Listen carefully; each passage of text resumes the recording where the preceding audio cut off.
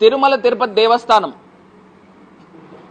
హిందువులకే కాదు యావత్ ప్రపంచంలో ఉన్న ప్రతి భారతీయులకి ప్రతి ఒక్కరికి కూడా ఆరాధ్య దైవము కలియుగ వైకుంఠుడు తిరుమల తిరుపతి దేవస్థానం.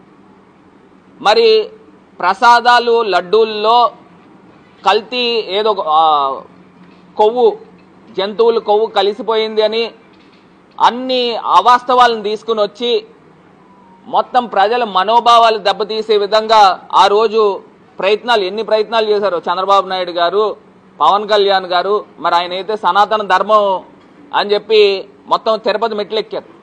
నేను ఇవాళ అడుగుతా ఉన్నా, ఇదే తిరుమల తిరుపతి దేవస్థానము ఆధ్వర్యంలో నడుస్తున్న గోశాల ఎన్ని గోవులు చనిపోయినాయండి?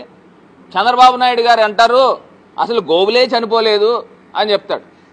వాళ్ళ చైర్మన్ టీటీడీ చైర్మన్ అంటారు 22 గోవులు చనిపోయినాయి అంటాడు.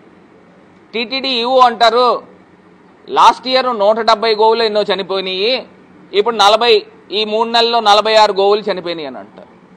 అక్కడ తిరుపతి ఎమ్మెల్యే అంటాడు 30 గోవులు చనిపోయినాయి అంటాడు. ఒక్కరికి పొంతం లేదు. అసలు మేము ఇవాళ డిమాండ్ చేస్తూ ఉన్నాం, ఇదే టీటీడీ దేవస్థానం ఆధ్వర్యంలో నడిచే గోశాలలో ఎన్ని గోవులు ఉన్నాయి నంబర్ కావాలి.